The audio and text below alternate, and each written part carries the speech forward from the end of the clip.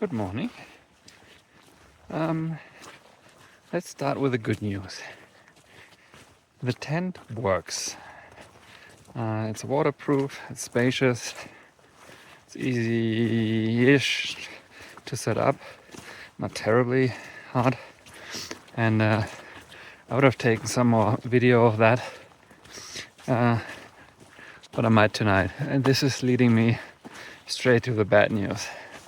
We got absolutely drenched yesterday.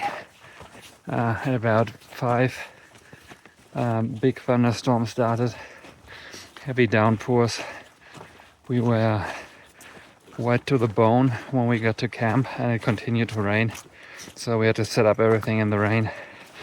And then it was really just getting into dry clothes, getting warm, getting down some food quickly, and sleep. So you have to forgive me for not taking any video there. It also continued through most of last night, and that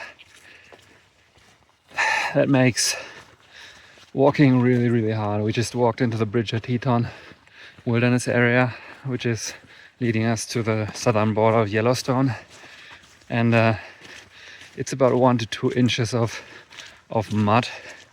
Everything's wet. I mean, the trail is more or less puddles and mud and nothing else.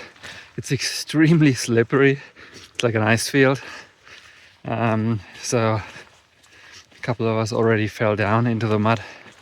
It's hard walking this morning, and we also expect another thunderstorm to roll in this afternoon. So we got up early and try to get as much done as possible while it's not pouring down. It wasn't really fun putting on all the completely soaked clothes this morning, but yeah, you do what you have to do, and then it's hopefully they'll dry out a little bit in the morning when the sun comes out. When it comes out, could potentially even start raining this morning. And well, the other good news is that we do have 5-6 days of camping coming up until we get to Old Faithful, but the sorry, had to listen to some noise.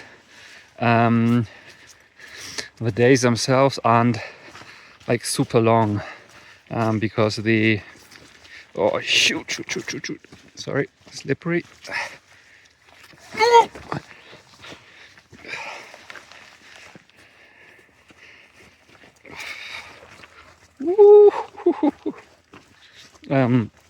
Because the way the permit system in Yellowstone worked, once we get to the border, we have about days and a maximum of 20 miles. Some of them are only 15. So yeah, they're not terribly long, and so we don't have to necessarily get 11 or 12 hours of walking in. So even if it does rain a little bit or a lot like yesterday, we might be able to circumvent that by just putting the hiking into the dry hours of the day, if there are some, hopefully. All right, that's a quick update this morning. Time to hike. Well, some crossings are a little more challenging than others. Let's see how deep this is. Well, the answer is hip deep and pretty strong. You can kind of see how those fallen trees to the left channel that water into, like right here, this area. This is where it's about hip deep and almost ripped me down the river. So it gets better a lot of, like in this area. So let's see how Unstoppable does it.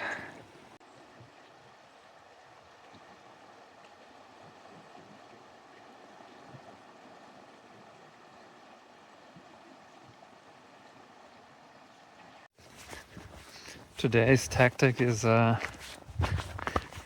get as much done as possible before it starts raining. So that's why it's a few breaks, lots of walking, relatively fast walking, and weather forecast said it's gonna give us till about 3 or 4 until the next one comes down. And I'm trying not to repeat yesterday. That wasn't very fun. So yeah, I'll try to see what I can get done by then, and then potentially just throw down my tent and sit it out, because we don't really need to rush that much. It's only 43, or it was this morning, 43 miles to the border of Yellowstone. And our first campground is 15 miles into the park.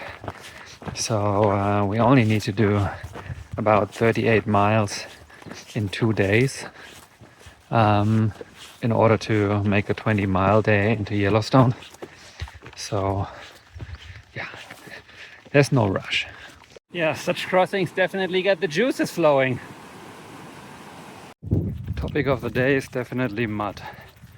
The rain yesterday turned this entire valley into a museum of mud. I mean, there's so many shapes of mud. There's like Nutella mud, there's coffee mud, there's ankle deep mud, there is ice like slippery mud. It's truly amazing how many different shades of mud there are. And this valley has them all. Oh, my feet were just dry. So I'm about 20 miles south of the border of Yellowstone National Park, and I think I stumbled upon Wyoming's #1 backcountry horse rider highway or something. I just ran into over the course of the last 2 hours, I ran into 3 different groups of horse riders who are out here having fun. And it was so funny because all of these encounters went exactly the same way. So first they say hi, then they look at you in a somewhat pitiful manner, and then they say something pitiful like, "You're doing great," or "Are you okay?" And then they offer you like some goodie or something. The first group invited me to their camp, where they have apparently stashed more beer than they could possibly drink by themselves. The second gave me some beef jerky. And the third also wanted to give me a beer, but upon consulting his pack animal, found out that he had already drunk it all. So he apologized and said he didn't have any left. It was just funny. So yeah, that's the Wyoming backcountry for you in a nutshell. I've arrived a little bit before the others. It's a super cool camp spot, extremely flat. Over there, I can't really see it. There's a little creek flowing. And on the other side of the valley, we got our horse neighbors. So we're playing cowboy tonight. But yeah, towards the tent. So it's a Durston X-Mid 2 person tent. Letting it dry out right now a little bit. You can see it's got this typical Durston diagonal layout for 2 people. 2 huge vestibules. The other one is also open, so it dries out from last night. It's Dyneema again. I'm pretty happy about it. It's pretty easy to set up, at least in on fairly easy spots. And yeah, you can see it's a single wall tent. It's got 2 cool net pockets that are really helpful. And aside from that, I don't think I have anything to add.